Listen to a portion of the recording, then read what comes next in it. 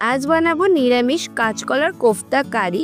যে কোনো নিরামিষ দিনে এই রেসিপিটা বানাতে পারেন। লুচি, রুটি, পরোটা বা পোলাও যে কোনো কিছুর সাথেই এই রেসিপিটা ভীষণ ভালো লাগে। কাঁচকলা দিয়ে এমন সুন্দর একটা রেসিপি হয়, সেটা এটা না ট্রাই করলে বুঝতেই পারবেন না। তো হ্যালো বন্ধুরা, আমি শুভ্রা, রান্নাঘরে বুড়িবোধ চ্যানেলে আপনাদের স্বাগত জানাই। চলুন তবে রেসিপিটা দেখে নেওয়া যাক।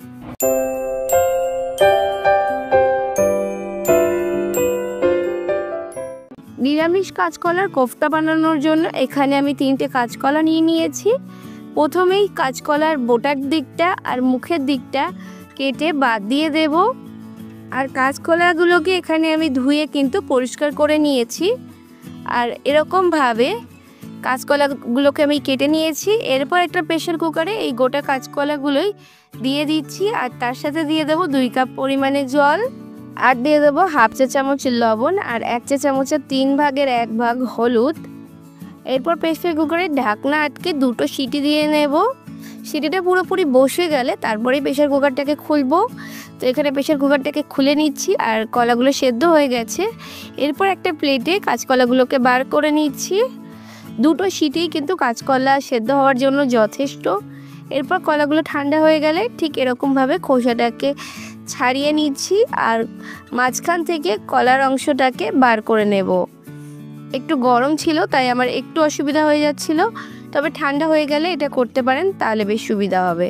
তো এরকমভাবে সব কলার খোসাগুলো ছাড়িয়ে নিয়েছি। আর এই খোসাগুলো দিয়ে কিন্তু খোসা বাটা করা যায়, যেটা খেতে ভীষণ ভালো লাগে। যদি আপনারা রেসিপি দেখতে চান কমেন্টস করে জানাবেন, আমি পরবর্তীতে রেসিপি শেয়ার করে দেব। এরপর এই 3টে কাঁচকলাকে ভালো করে একটু মেখে নিচ্ছি, যাতে এর মধ্যে গুটি না থাকে। আর তারপর এর মধ্যে দিয়ে দিচ্ছি 3 চা চামচ পরিমাণে বেসন। 3টে কাঁচকলার জন্য 3 চা চামচ বেসন যথেষ্ট। আর দিয়ে দিলাম হাফ চা চামচ লবণ, 1 চা চামচের 3 ভাগের 1 ভাগ হলুদ, 1.5 চা চামচ পরিমাণে ভাজা মশলা দিয়েছি, যাতে জিরে, ধনে, তেজপাতার মৌরি একসাথে ভেজে নিয়েছি। আর দিয়েছি 1 চা চামচের 4 ভাগের 1 ভাগ কাশ্মীরি লঙ্কার গুঁড়ো, আর দিয়েছি 1 চা চামচের 3 ভাগের 1 ভাগ গোলমরিচ গুঁড়ো। এরপর সমস্ত কিছু ভালো করে মিশিয়ে নিয়েছি, যাতে ভেতরে কোনো গুটি না থাকে। খুব ভালো করে মেখে নিতে হবে, গুটি থাকলে কিন্তু খেতে ভালো লাগবে না।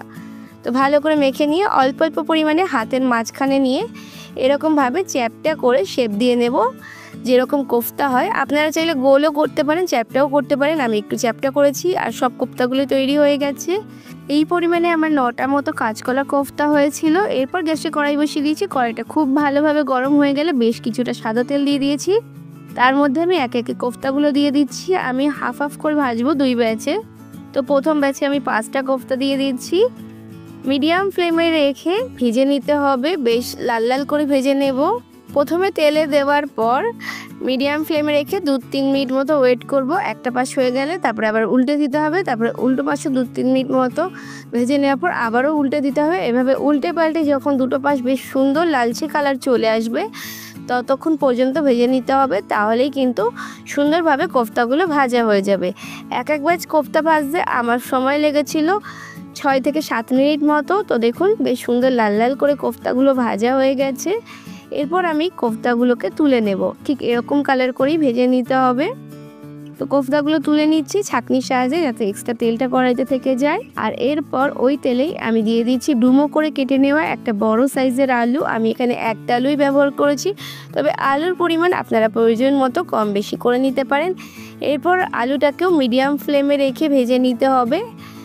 মিডিয়াম ফ্লেমে রেখে 5 থেকে 6 মিনিট সময় ধরে আলুটাকে বেশ সুন্দর গোল্ডেন কালার করে ভেজে নেব। আলুর বেশ সুন্দর সোনালি রং আসা পর্যন্ত আলুটাকে ভেজে নিয়েছি। দেখুন আলুটা ভাজা হয়ে গেছে। এরপর আমি আলুটাকে তুলে নিচ্ছি।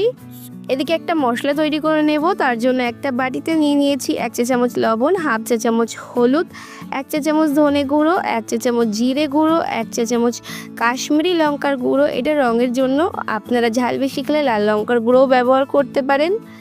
আর তার সাথে কিছুটা জল দিয়ে দিচ্ছি। 3 থেকে 4 টেবিল চামচ পরিমাণে জল দিয়ে একটা মিশ্রণ তৈরি করে নেব। এরকমভাবে গুঁড়ো মশলা গুলে নিরামিষ রান্নায় ব্যবহার করলে রান্নার স্বাদ কিন্তু অনেক বেশি ভালো হয়।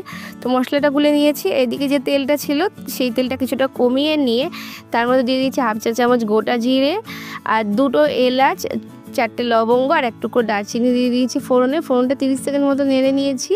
তারপর আগে থেকে গুলে রাখা মশলাটা তেলে দিয়ে দিয়েছি। এরপর মশলাটাকে নেড়ে চেড়ে লো ফ্লেমে রেখে কষিয়ে নেব। দিয়ে দিচ্ছি 1 চা চামচ আদা বাটা, আর এরপর আবারও একটু নেড়ে চেড়ে কষিয়ে নেব 1.5 থেকে 2 মিনিট মতো। 1.5 থেকে 2 মিনিট মতো মশলাটাকে সুন্দর করে কষিয়ে নিয়েছি। মশলা থেকে তেল ছেড়ে দিয়েছে।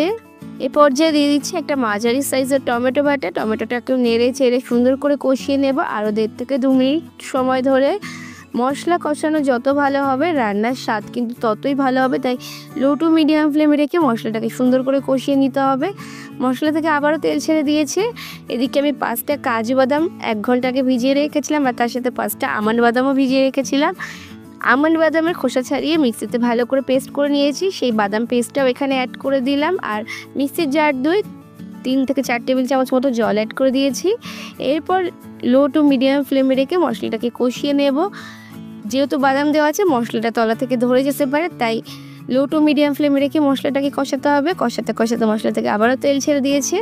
এরপর দিয়ে দিচ্ছি আগে থেকে ভেজে রাখা আলুটা দিয়েও আরও 1 থেকে 1.5 মিনিট মতো কষিয়ে নেব লো ফ্লেমে রেখে। আর এরকমভাবে সুন্দর করে আলুটাকে কষিয়ে নিলে আলুর স্বাদ কিন্তু অনেক বেশি ভালো হয়। আর এরকমভাবে আরও 1-1.5 মিনিট মতো কষিয়ে নেওয়ার পর এর মধ্যে দিয়ে দিচ্ছি ফুটন্ত গরম জল। আর এখানে আমি 2 কাপ পরিমাণে জল অ্যাড করেছি। যেহেতু কোফতা রান্না করব জলের পরিমাণ কিন্তু একটু বেশিই রাখতে হবে, কোফতাতে কিন্তু অনেকটাই ঝোল টেনে নেবে। এরপর নেড়ে চেড়ে মিশিয়ে নিয়েছি। গ্যাসের ফ্লেমটা বাড়িয়ে দিয়ে ফুটে ওঠা পর্যন্ত ওয়েট করব। ফুটে উঠলে গ্যাসের ফ্লেম লোতে করে দিয়ে 5 থেকে 7 মিনিট ঢাকা চাপা দিয়ে রান্না করে নেবো যতক্ষণে আলুটা সেদ্ধ হয়ে যায়।